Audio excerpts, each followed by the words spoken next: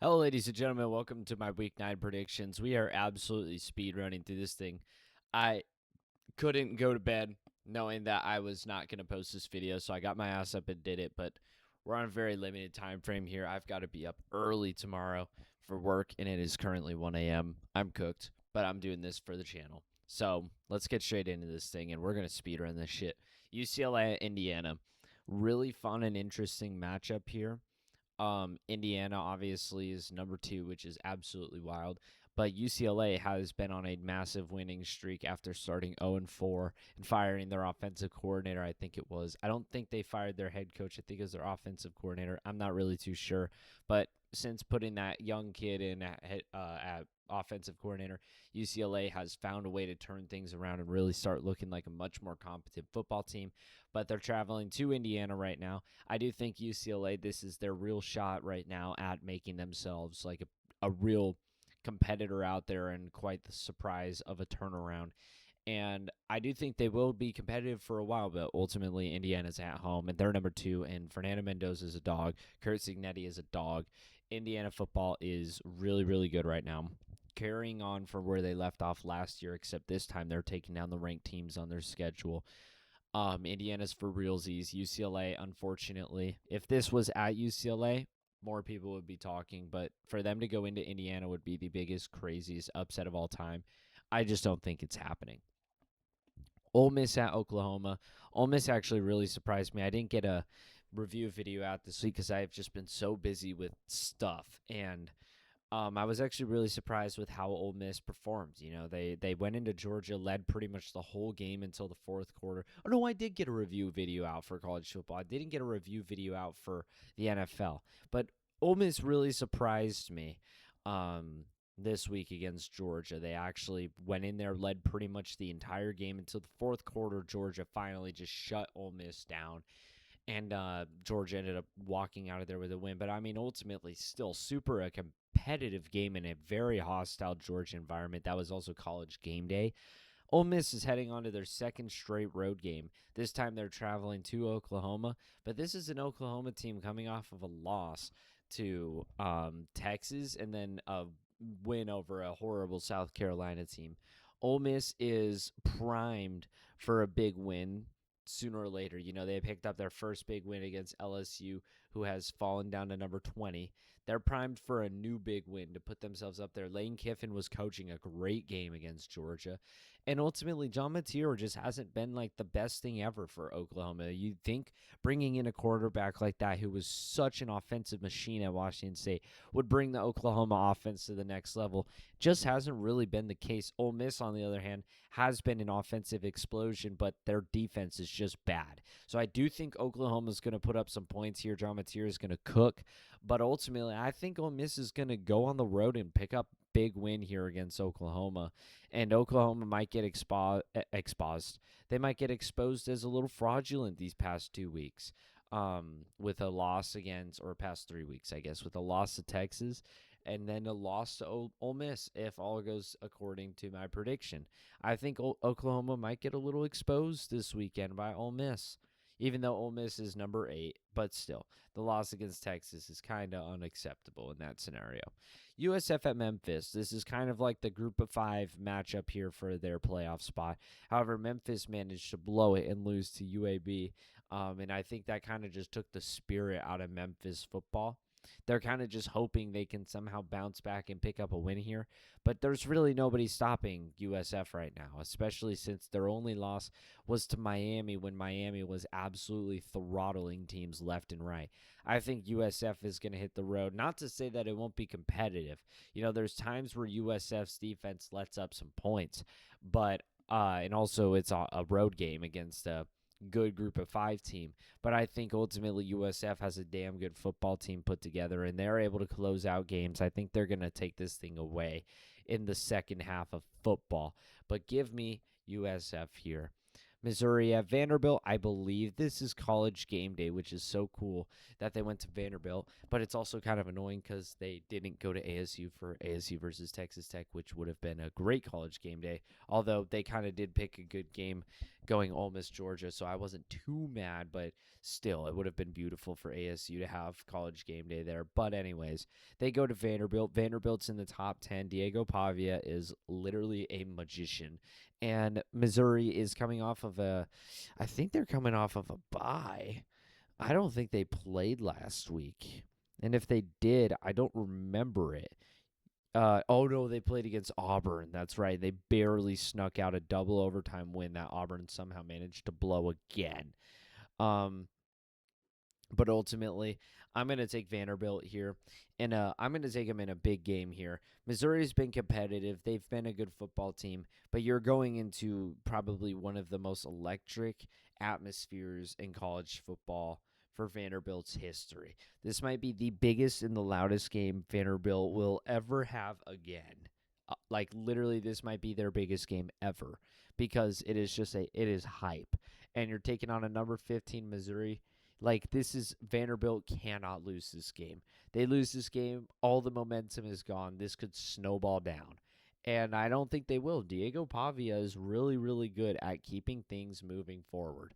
And both these teams have a similarity, a loss to Alabama. However, Missouri got the benefit of playing Alabama in their home stadium. Vanderbilt had to go on the road.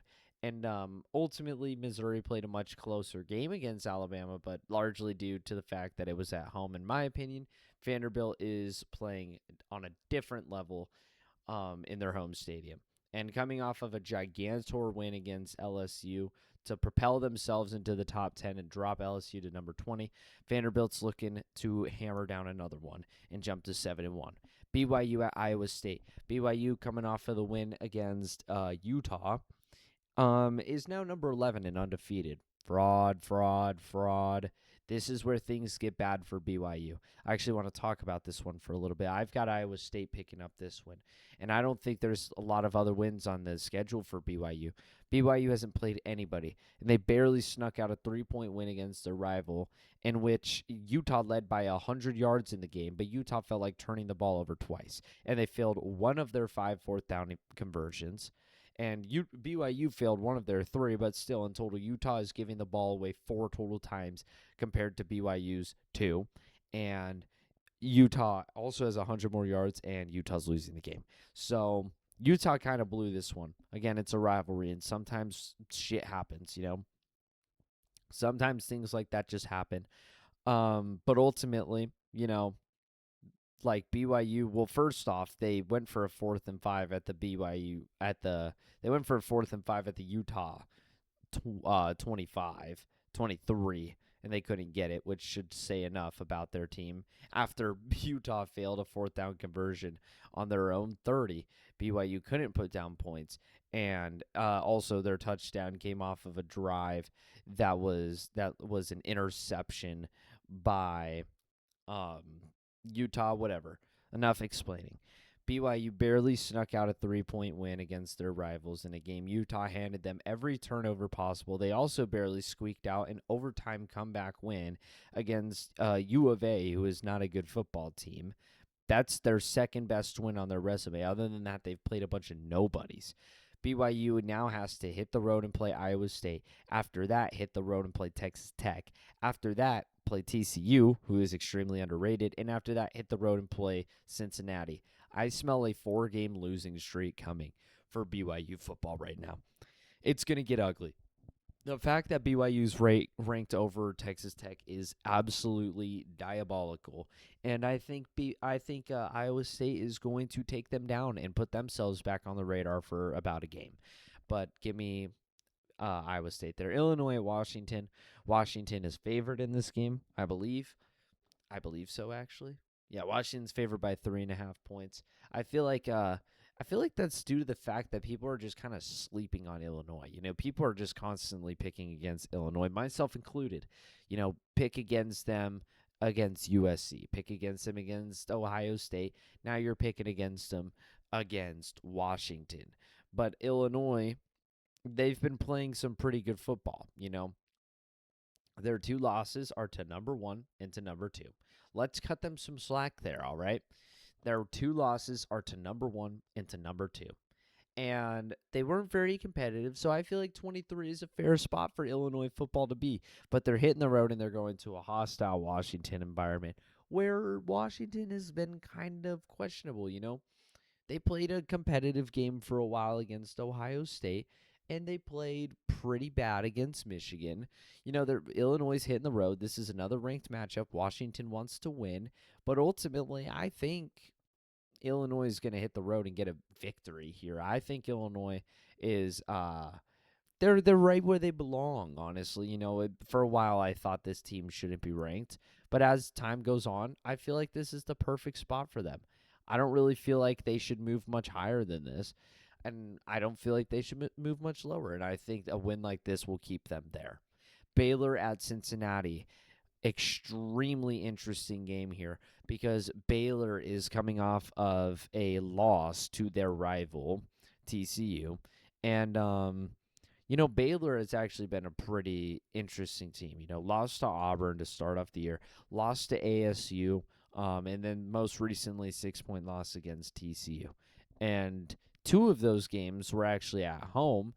One of them was on the road, and they didn't play very nicely against TCU. You know, it a lot of it was a comeback. It was 21-42, and Baylor started to pull together some phony baloney comeback that never equated to anything. TCU was kind of in control of that game, but something very true about Baylor is they put up a lot of points. They put up a lot of points in every single game they play this year, and Cincinnati, their best win is against Iowa State, in which Iowa State's defense couldn't stop Cincinnati.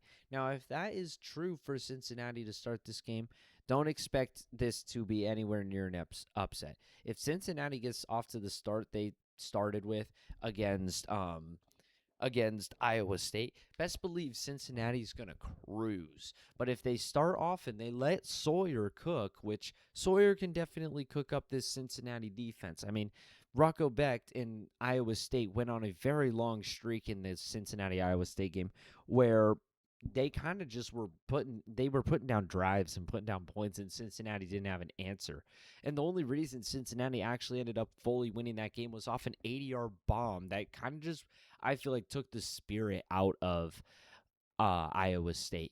You know, after pulling together a comeback and starting to bring things back, you just let them drop one over the top and then just put the game away. You know, if Baylor's offense starts to cook early against Cincinnati, they will be in trouble because, you know, once Baylor's offense starts cooking, it's hard to make it stop. That's been a big problem for Baylor, though, is getting things going. They tend to make mistakes and they tend to get off to slower starts and not really the offense that Sawyer Robertson's numbers really should be putting up more points per game, but it's just not because of fourth down failures or interceptions or turnovers. Like, something is constantly stopping Baylor from putting down more points, and all it takes is one thing to go their way in a game, and things to just start moving in their direction, and they will turn it on against a team. Baylor has been struggling, so I wouldn't pick them in this game. I'm going to take Cincinnati. Now, I just like that's kind of just like a contradictory thing right there to be batting for Baylor and their offense to just turn around and say Cincinnati drops a fat one on them. But Baylor's defense hasn't been the prettiest thing this year.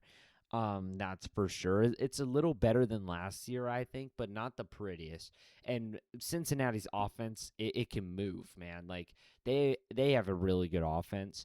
And Baylor's offense is also really good. I don't think for 1 second this game won't be competitive.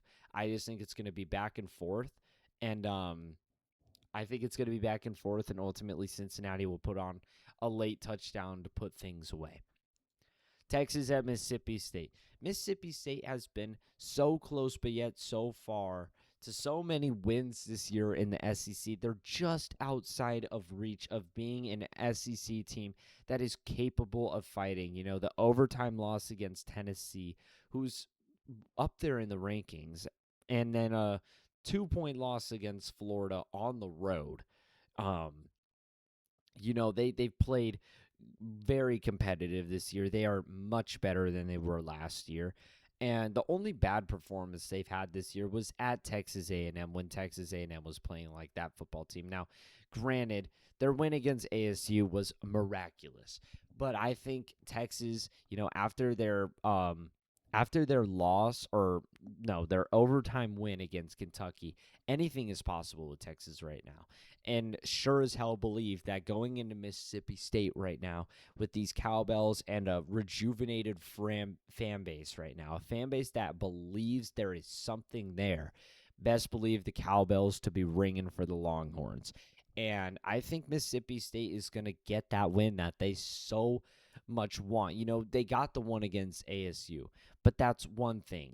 ASU's been barely in the top 25 this year. That doesn't mean as much as it did when it first happened. But now a win over Texas still probably wouldn't be as much, but you would definitely want to pick up the win there, especially against Arch Manning, and get your SEC win, get yourself in there, prove that you're not just dog shit and you're competitive. This is a win that Mississippi State needs to get, and I think they will. Texas A&M at LSU. Listen, I've been going against LSU a lot this year. I've not been an LSU believer, but Texas A&M has not been looking as good as they have to start the year. Texas A&M is 7-0 right now. Pretty good. They barely beat Arkansas on the road by 3 points last week. Now, granted, they were up 45-35, and the last touchdown that made it a 3-point game was at the end of the game. But still, you're letting Arkansas drop 42 points on you. Don't care if it's a road game or a home game. It's Arkansas. Texas A&M showed that they're vulnerable. LSU's been disregarded. Lost to Ole Miss, lost to Vanderbilt. People have turned LSU back into the underdog. And these teams have kind of reversed roles from the start of the year. Texas A&M was kind of towards the bottom of the top 25, while LSU was one of the best teams, or thought to be one of the best teams in the SEC. There's potential on this offense, dude, and it's been the same thing. I've said it all year. Until they can figure things out offensively, they will continue to lose. And that goes for this game as well. However, I think heading into Death Valley, rivalry matchup that actually means something and isn't just going to be lopsided in LSU's favor, I think that LSU is going to pick up a victory here. I think LSU's getting their bounce back win over Texas A&M. I think it's happening.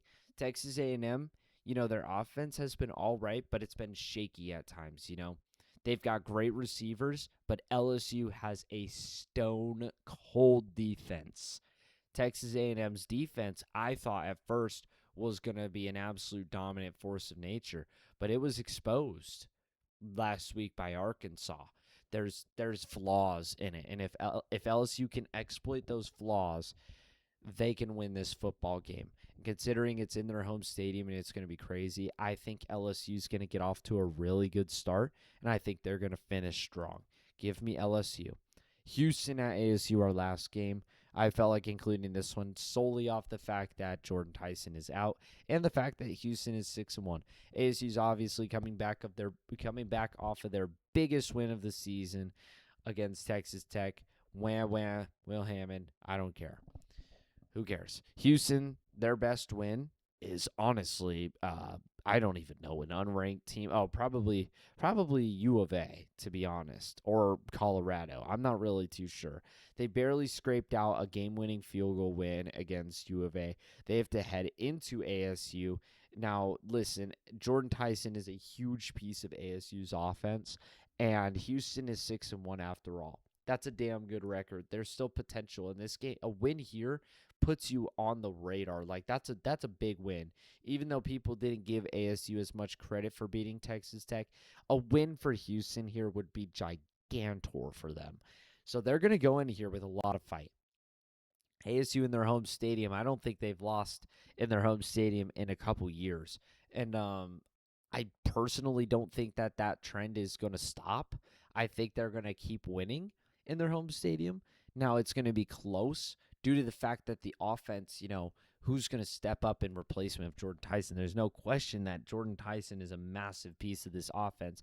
Now, where I would like to say I don't blink is last year when we lost Jordan Tyson, we thought things were going to fall apart. But instead, we ended up almost nearly beating Texas, and we should have beaten them. Of course, we blew a 4th and 13, and we didn't even have our best receiver by far. Granted, we had Cam Scatterby back then, but that's also why I'm still skeptical of giving ASU more leeway here. Levitt on the field is just a game changer, and the ASU defense is extremely good. Levitt goes out, things get scary, as we saw with Utah.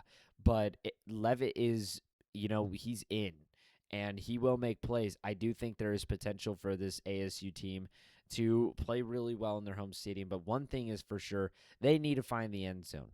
I think that will be something they definitely improve on this game. Now, I said that last week with Texas Tech, or at least I thought that was going to be something they would improve on. But also, granted, Texas Tech's defense is Texas Tech's defense. Houston is a more defensive football team, but are they going to be able to keep ASU out of the end zone? I'm not too sure. I think something that's going to be crucial to ASU getting in the end zone is I think Sam Levitt is going to run. I think he's going to run into the end zone a lot in this game. I think he's probably going to have like 3 rushing touchdowns. But also something I want to make clear is I think ASU is going to be down for a lot of this game.